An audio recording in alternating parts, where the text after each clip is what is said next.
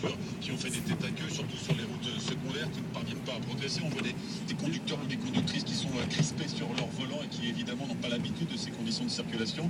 Et puis les poids lourds sont très nombreux, bloqués aux aires de repos sur les stations-service, au péage aussi. Tout à l'heure à Beuzeville, on a vu des centaines de poids lourds, tellement que les stations-service sont inaccessibles. Les camions sont garés tout le long sur la bande d'arrêt d'urgence et sur la station-service. On ne peut pas y entrer tout simplement.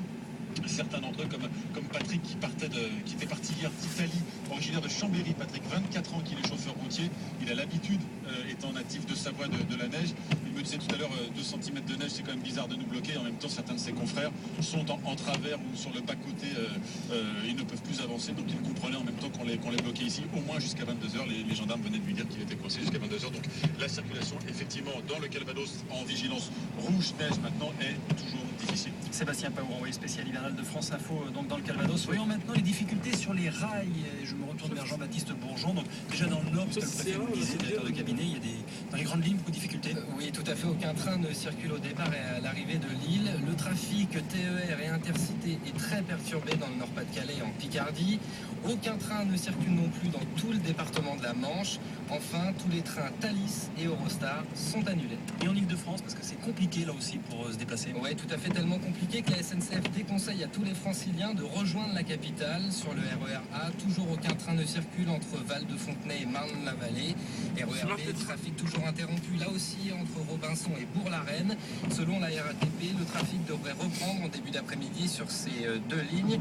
Enfin, sur les lignes C et D, beaucoup de trains sont retardés ou supprimés. Sur le métro parisien maintenant, le trafic est normal. En revanche, aucun tram ne circule sur les lignes 1 et 2.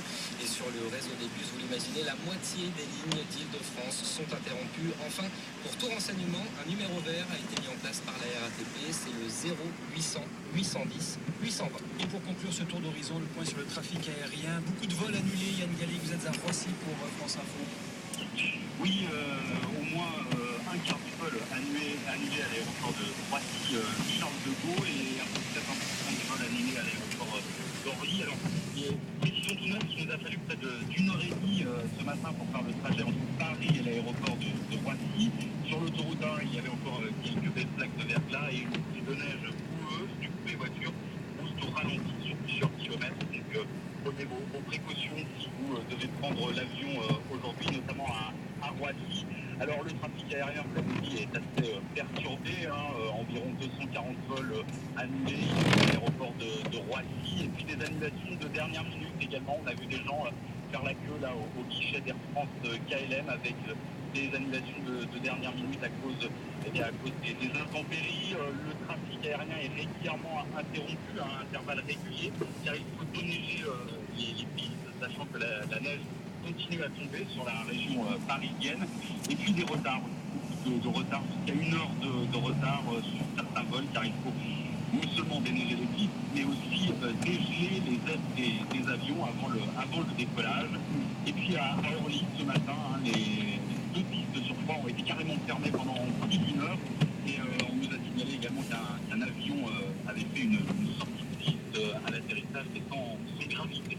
Merci beaucoup Yann Gallic à Roissy pour France Info. Toutes les infos sur la pagaille due à la neige à notre adresse franceinfo.fr. Des infos réactualisées, bien sûr, en temps réel. La vérité est basée sur le nom. Le vrai du faux passe aujourd'hui au sérum de vérité des propos tenus hier matin sur France Info par Delphine Bateau, ministre de l'économie et de l'écologie.